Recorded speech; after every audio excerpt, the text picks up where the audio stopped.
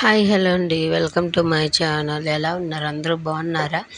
ఏంటి ఇది చూపిస్తున్నాను కూడా ఈరోజైతే నా కోసం అంటే బాలింత ఫుడ్ ఉంటుంది కదా, ఇది అరటికాయ ఫ్రై అనమాట. ఎలా చేస్తారని నేనైతే చూపిస్తాను చూడండి. ఫస్ట్ అయితే కడాయిలో ఆయిల్ వేసుకోవాలి. ఆయిల్ అంటే మేమైతే నువ్వుల నూనె అంటారు కదా, దాన్ని అయితే యూజ్ చేస్తున్నాము. దాని తర్వాత తెల్లుల్లిగడ్డలు, తర్వాత జీలకర్ర, ఎండుమిర్చి, తర్వాత కరివేపాకు మనకి ఎంత తగ్గినంత వేసుకోవాలండి. ఇంత క్వాంటిటీ అని ఏం అవసరం లేదు.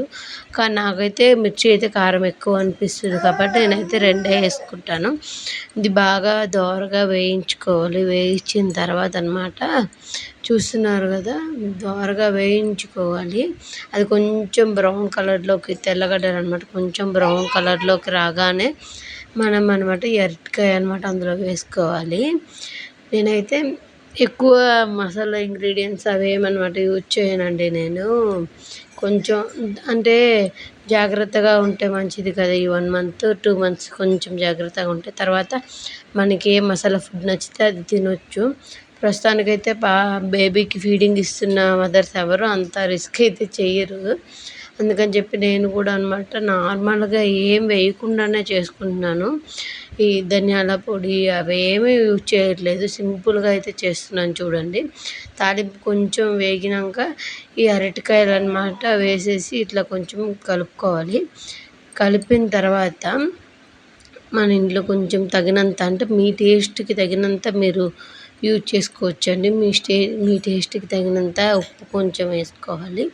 తర్వాత మీ టేస్ట్కి తగినంత పసుపు కూడా కొంచెం వేసుకోవాలి. కొంతమంది ఎక్కువ వేసుకుంటారు, నేనైతే పసుపు అయితే ఎక్కువగానే యూజ్ చేస్తాను.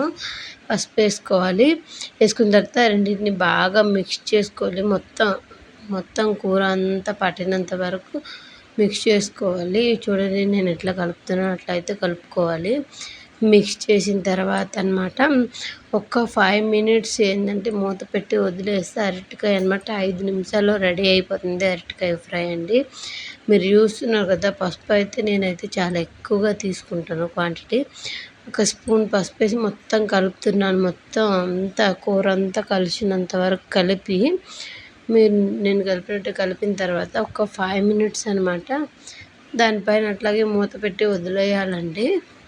వదిలేస్తే మనకి కూర అయితే రెడీ అయిపోతుంది. బాలింత ఫుడ్ కాబట్టి అందులో ఏ ఇంగ్రీడియంట్స్ వేసినా సరే బాగోదండి. కానీ మళ్ళీ మసాలాస్ అవేమైనా వేస్తే కడుపులో మంటగా ఉంటుంది. మనకే కాకుండా బేబీకి కూడా మోషన్స్ అవుతాయండి. 5 మినిట్స్ అయిన తర్వాత నేను మూత తీసి చూసాను చూడండి. నూనె అంతా బాగా తేలుతుంది. నీకు చూపిస్తున్నా కూడా చూడండి. నూనె పైన వరకు తేలుతుంది కదా, అది కూడా కొంచెం అడుగు అంటుకున్నంత వరకు కలుపుకోవాలి.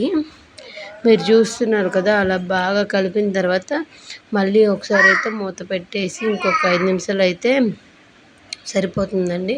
ఇంకొక 5 మినిట్స్ మళ్ళీ మూత పెట్టి వదిలేసేయండి. వదిలేసి ఇంకొక 5 మినిట్స్లో ఆ నూనె కూడా అనమాట బాగా అనమాట లాగేసుకుని బాగా ఫ్రై అనమాట. దుంపలు కరకరలాడతాయండి. కుర్కురేస్లా కరకరలాడితేనే బాగుంటాయి, మెత్తగా ఉంటాయి ఏం బాగోద్దు. అందుకని చెప్పి ఆలు ఫ్రై అయితే రెడీ అయిపోయింది. నచ్చితే సబ్స్క్రైబ్ చేసుకోండి.